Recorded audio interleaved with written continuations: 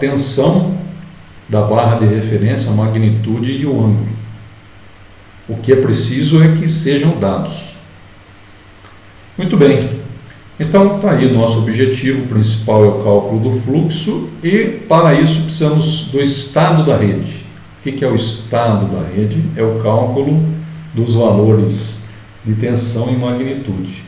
E nada melhor do que o método de Newton para obter. Por que eu preciso do método de Newton? Porque essa rede, eu não consigo resolvê-la utilizando os métodos tradicionais de circuitos elétricos. Certo? Então vamos lá, olha lá, né? Os dados da rede estão aí.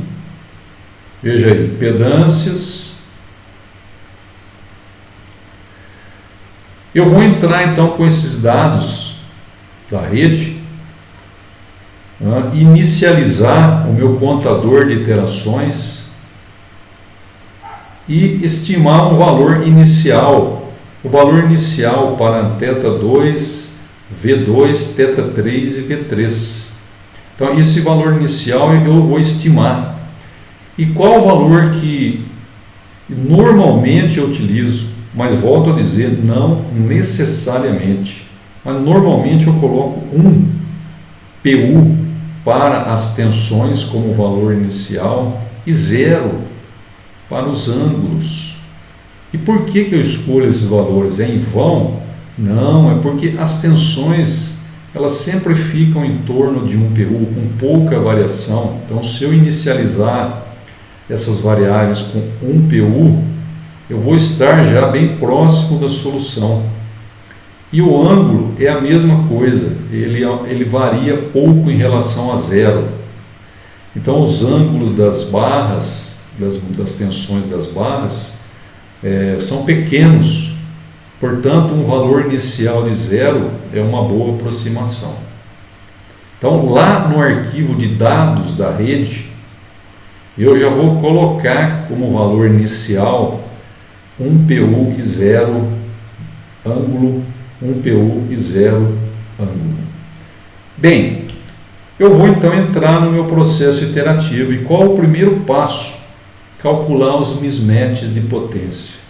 Eu calculo a potência líquida injetada em cada uma das barras e faço a seguinte conta: potência especificada nas barras menos potência calculada. Isso vai me dar os mismatches. Sigo em frente, fazendo o quê? Comparando o módulo desses mismatches com a tolerância. A tolerância especificada aqui no início, para começar o processo iterativo. Essa tolerância ela é importante, ela vai determinar quão preciso vai ser o meu cálculo final para as tensões, as magnitudes das tensões e os ângulos das tensões. Bem, se esse módulo dos mismatches de potência ativa e reativa for maior que a tolerância, eu prossigo no meu método iterativo e vou calcular as correções que eu devo aplicar a estes valores para me aproximar, de forma que eu me aproxime da solução. Então, quais correções eu devo aplicar?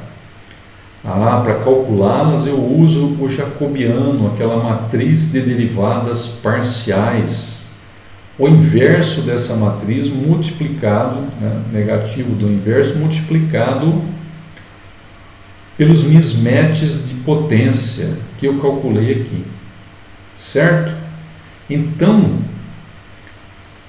eu vou conseguir com isso obter novos valores de V e de θ, da magnitude de ângulo, para cada uma das barras do sistema, para cada uma das barras, não somente um valor.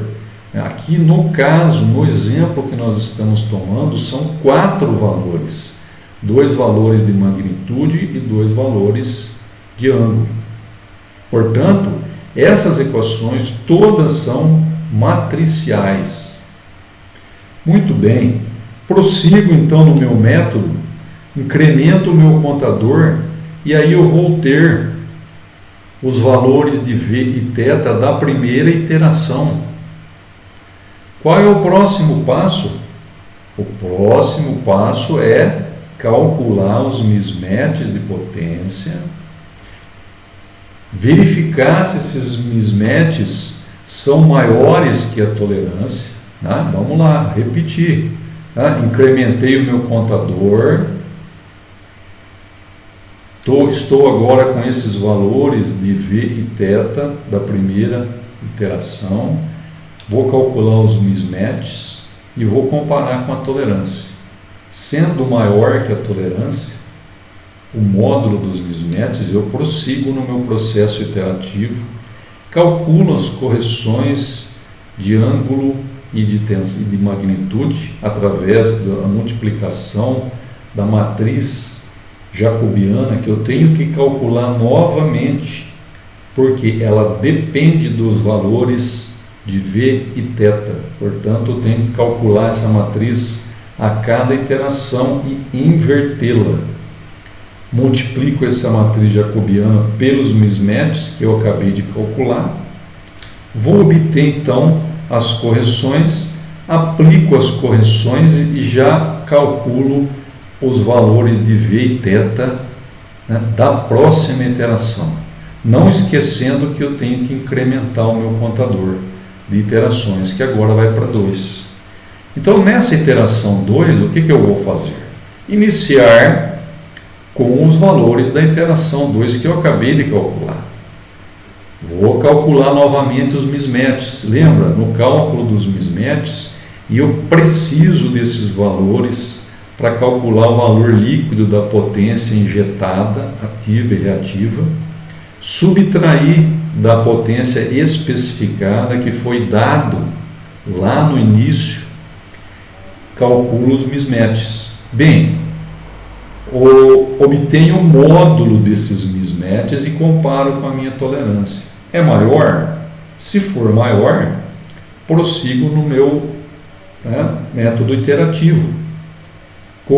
Calculo as correções de ângulo e magnitude de tensão das barras, utilizando o jacobiano que foi recalculado para essa iteração e utilizando os mismatches de potência que foram calculados também, recalculados.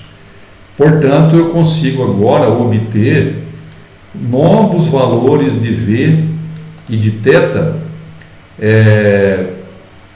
aplicando as correções que imediatamente anterior nós calculamos. Ok, então eu vou conseguir agora um terceiro valor para V e θ de cada uma das barras. Incremento o meu contador, que agora passa a ser 3. Inicio então a minha terceira iteração. Olha lá, estamos lá na terceira iteração, calculo primeiro os mismatches, da forma como nós já comentamos, comparo com a tolerância. É maior? Sim. Então vamos calcular as correções de ângulo. Como? Multiplicando o jacobiano, que foi recalculado, o inverso do jacobiano, pelos mismatches de potência.